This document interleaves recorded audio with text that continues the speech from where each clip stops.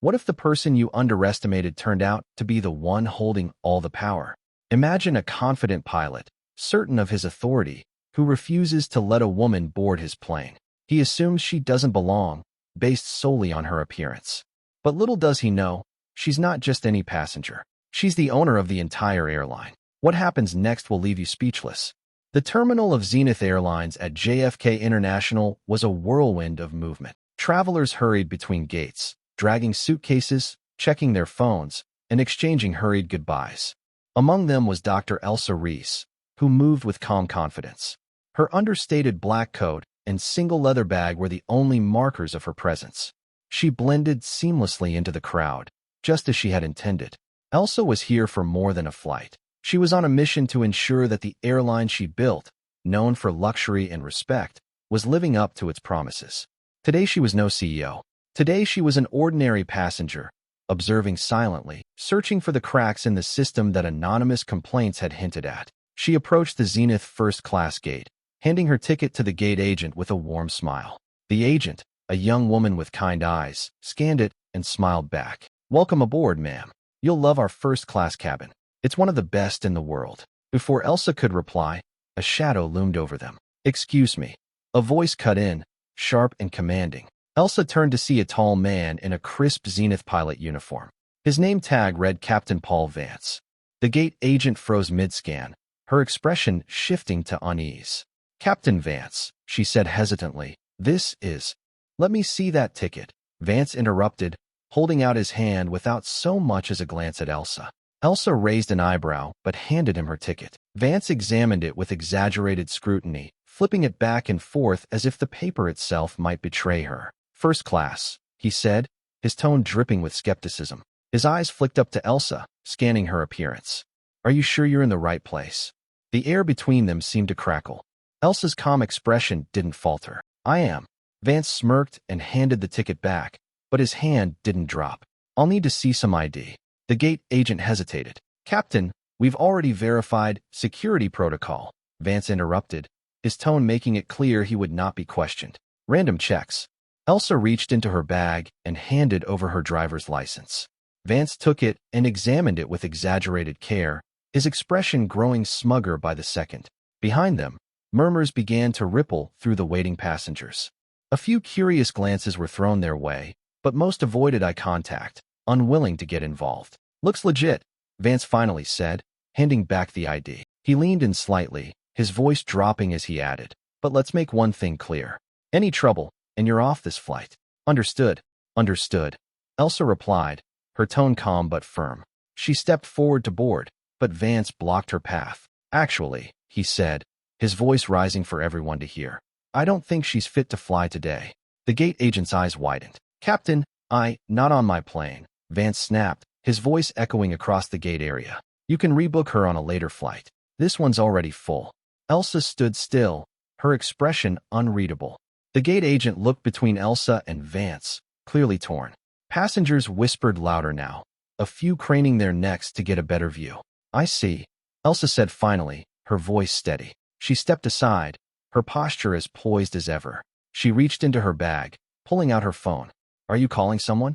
Vance asked, a mocking edge to his voice. Elsa ignored him. The line connected quickly. "Mr. Stone," she said, her tone measured. "It's Elsa. I need you at gate 14 immediately. Bring security." Vance frowned, his smirk faltering. "Who exactly are you calling?" Elsa turned her gaze to him, her expression as calm and unyielding as stone.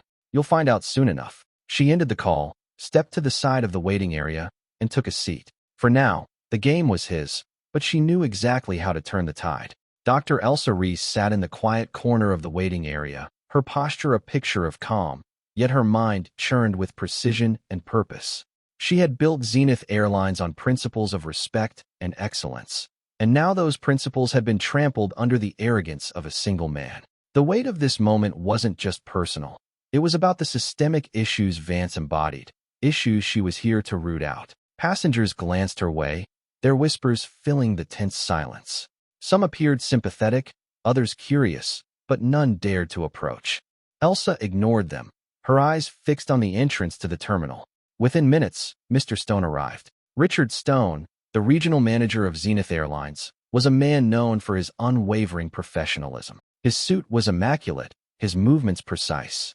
But today, his usually calm demeanor was replaced with urgency.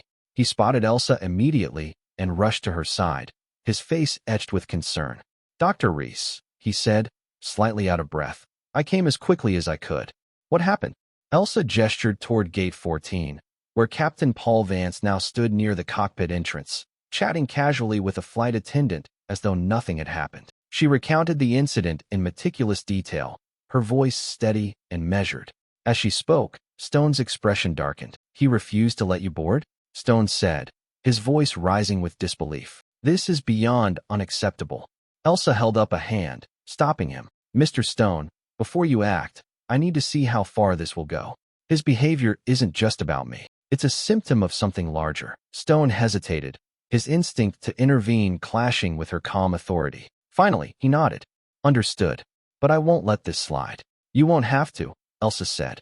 Her tone carried the weight of someone who knew precisely how to deliver justice. Stone approached the gate agent, whose nervous expression immediately softened at the sight of him.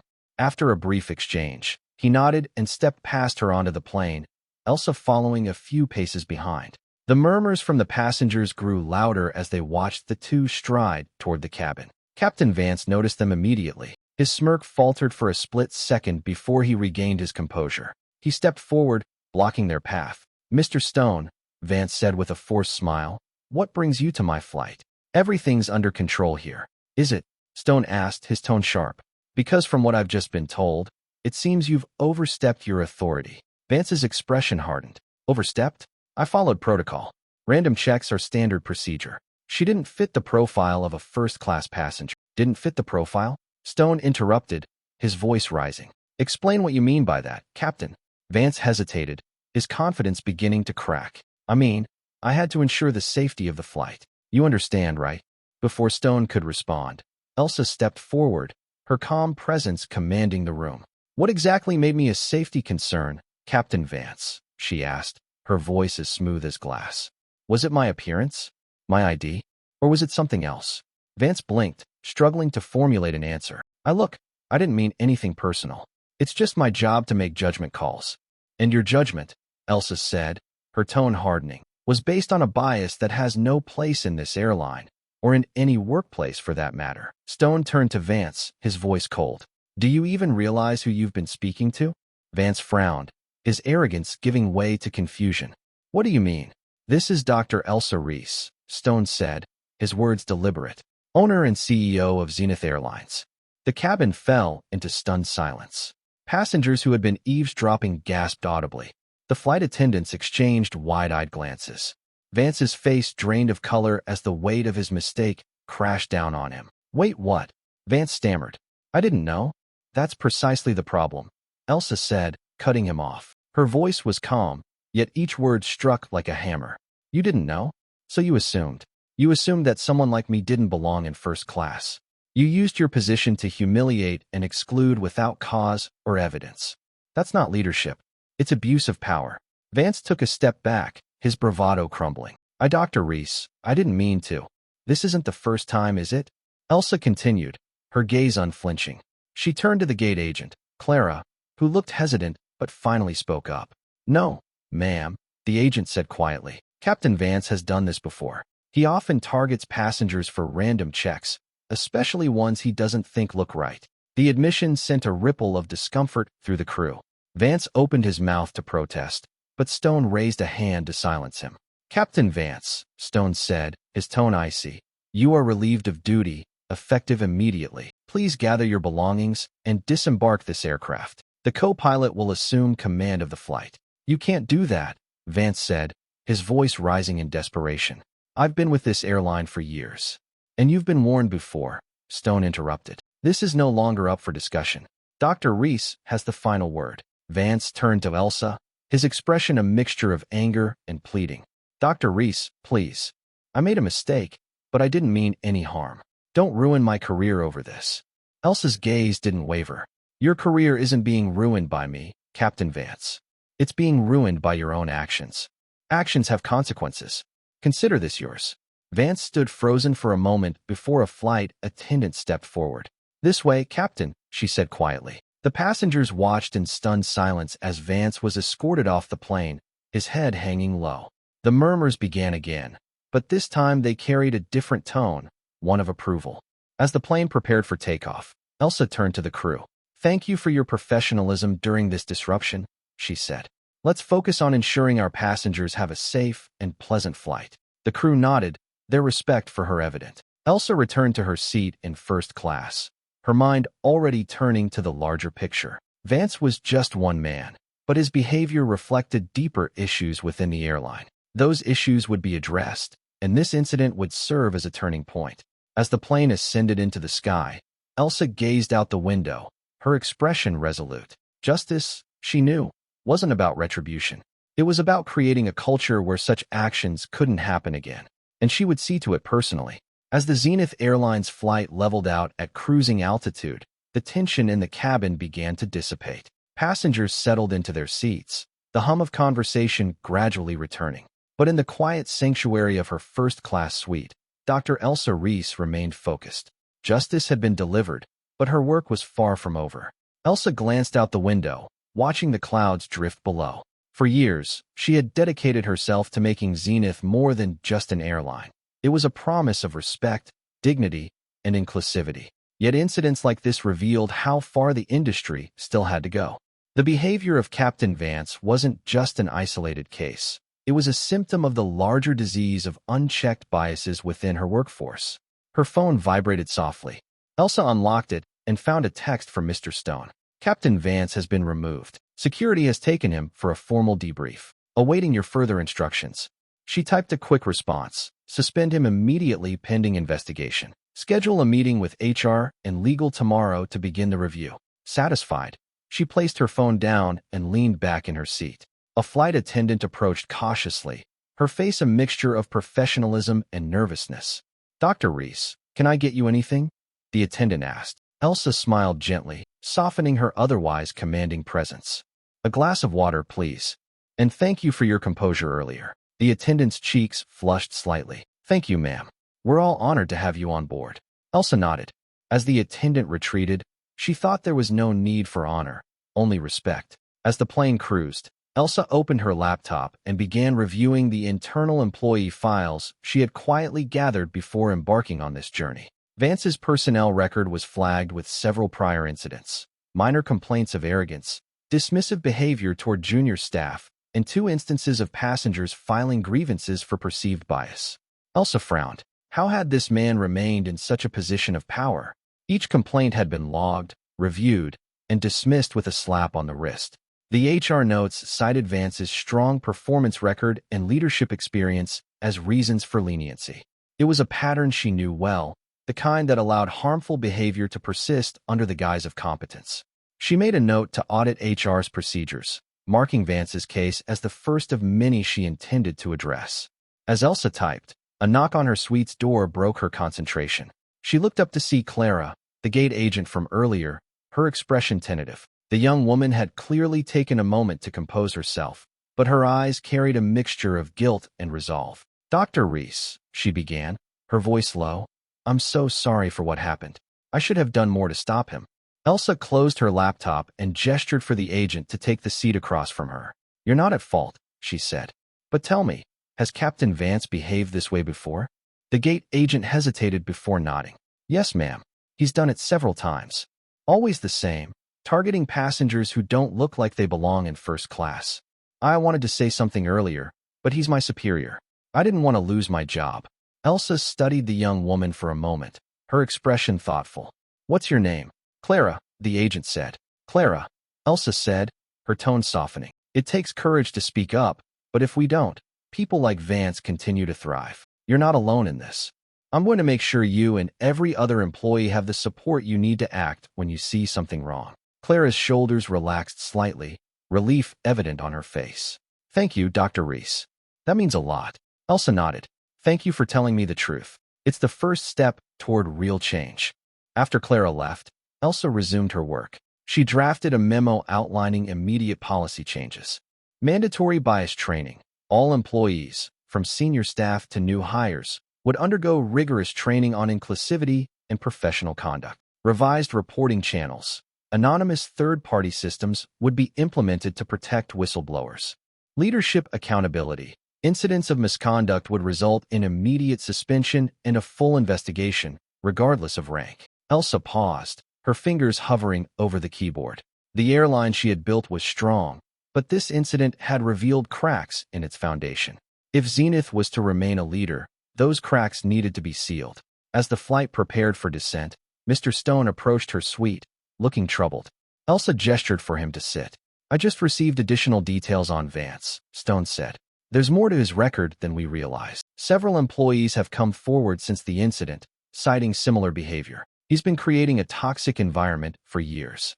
Elsa's jaw tightened. "Then it's time to make an example of him. File the termination paperwork and ensure he never sets foot in another Zenith cockpit." Stone nodded. "Understood. And what about the broader issues this incident has revealed?" Elsa's eyes narrowed, determination hardening her features. "We're not just addressing Vance. We're addressing the culture that allowed him to thrive. I want every department reviewed, every process audited. We're starting at the roots." As the plane landed smoothly on the tarmac, Elsa felt a sense of clarity. Justice wasn't about one man losing his job. It was about ensuring the values she had built Zenith on were upheld in every corner of the company. Today she had taken the first step. Tomorrow she would take many more. She stepped off the plane, her heels clicking confidently against the terminal floor. Vance may have tried to bar her from boarding, but now she was in control, and she intended to ensure that no one else would face what she had endured. The following day, Dr. Elsa Reese walked into Zenith Airlines headquarters with purpose. The glass facade of the building reflected the rising sun, a beacon of progress and innovation. Or so it was meant to be. Today, that image would be put to the test. Elsa wasn't here as a passive observer. She was here to dismantle the systems that allowed prejudice and arrogance to fester within her company. Her assistant, Nathan, a sharp and efficient young man, greeted her at the entrance. "Good morning, Dr. Reese. HR, legal, and Mr. Stone are waiting in the boardroom. The initial investigation report on Captain Vance is ready, along with staff feedback. It's extensive." Elsa gave a curt nod. "Good. Let's get to it." The boardroom was quiet as Elsa entered, its occupants rising to their feet in respect. Mr. Stone was already seated at the head of the table, along with the heads of human resources, legal, and operations. Folders of documents lay neatly stacked alongside a projector displaying Vance's personnel file on the screen. Elsa took her seat and gestured for them to begin. Mr. Stone stood, clearing his throat. "Dr. Reese, after yesterday's incident, we've conducted a thorough review of Captain Vance's record. His actions yesterday were not isolated. Over the past 3 years, there have been multiple complaints from passengers and staff about his behavior, ranging from condescending remarks to outright bias." He paused, his jaw tightening. Most were dismissed as minor incidents. HR flagged a few for further review, but they were ultimately ignored. Elsa's gaze swept the room, her expression unreadable. "Why were they ignored?" she asked, her tone calm but laced with steel. The head of HR, a middle-aged woman named Diane, shifted uncomfortably. "There were no concrete patterns at the time, Dr. Reese. And Captain Vance had a strong performance record. His leadership reviews were consistently positive." Elsa leaned forward, her hands folded neatly on the table. "Strong performance does not excuse misconduct. Leadership is not just about flying planes. It's about setting the right example. How many more Vances are there in this company, thriving under the same excuses?" The room fell silent. Elsa's words hung heavy, her authority impossible to ignore. Diane, emboldened by Elsa's determination, spoke again. "Since yesterday, several employees have come forward. Many say they feared retaliation if they reported him before. One flight attendant shared that Vance humiliated her in front of passengers for questioning his decisions. Another said he deliberately excluded minority staff from leadership opportunities on his flights." Elsa's stomach churned. Vance was worse than she had imagined, a man whose unchecked power had not only hurt individuals but eroded trust within the organization. "Mr. Stone," she said, turning to the regional manager, "what is our next step?" Stone straightened. "Captain Vance has been formally suspended. Based on these findings, I recommend immediate termination. We're also drafting a public-facing apology to the passengers who witnessed his behavior." Elsa shook her head. "No public statements. This is an internal failure, and we will address it internally first." Fix the foundation before polishing the surface. The head of operations, a no-nonsense woman named Brenda, spoke up. Dr. Reese, if I may, this isn't just about Captain Vance. The reports we're receiving suggest a broader cultural issue. The fear of retaliation, the lack of accountability, even the way HR processes these complaints, it all points to a systemic failure. Elsa's gaze locked onto Brenda. What would you recommend? Brenda took a deep breath. A top-down audit. Every department, every leadership role. We need to identify where the cracks are and seal them. And we need to implement a clear, enforceable code of conduct that applies to everyone. No exceptions. Elsa nodded. Agreed. Start with an audit of HR practices, effective immediately. I want all complaints handled by a third-party firm. Remove any internal biases from the equation.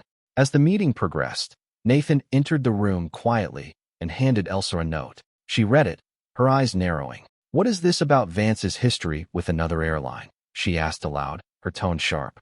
Diane hesitated. Dr. Reese, we've just uncovered that before joining Zenith, Vance was terminated from his previous employer for similar reasons. Multiple complaints of bias and unprofessional conduct. Somehow that information was omitted during his hiring process. A cold anger settled over Elsa. How does someone like Vance bypass background checks and gain a position of power in our company? Who approved his hiring? The room shifted uncomfortably. Finally, Brenda answered. It appears his prior employer provided a neutral reference. They didn't disclose the details of his termination. Without that information, HR likely saw no red flags. Elsa's lips pressed into a thin line. That ends now. I want a full review of our hiring practices. No more neutral references. We need transparency and accountability at every level. As the meeting wrapped up, Elsa stood, her voice commanding attention. This incident is not just about one man. It's about the culture we've allowed to grow unchecked. That ends today. Vance is gone. Policies will change, and everyone in this company will understand that respect is not optional. It's a requirement. She turned to Mr. Stone. Ensure Vance's termination is handled immediately and with the dignity he didn't afford others. Then begin the audit. I want results within a month. The team nodded, their expressions a mixture of respect and determination. They understood the gravity of her words. Change was no longer a suggestion, it was a mandate. Later that evening, Elsa sat in her office, the city skyline glittering behind her. She reflected on the day, the weight of her decisions pressing against her. Justice wasn't easy, nor was it clean. It required confronting uncomfortable truths, dismantling systems, and building something better in their place. Her phone buzzed. A message from Nathan. Audit team assembled. Policies are being revised. First round of employee feedback is overwhelmingly positive. Elsa allowed herself a small smile. The first steps were always the hardest, but they were also the most necessary.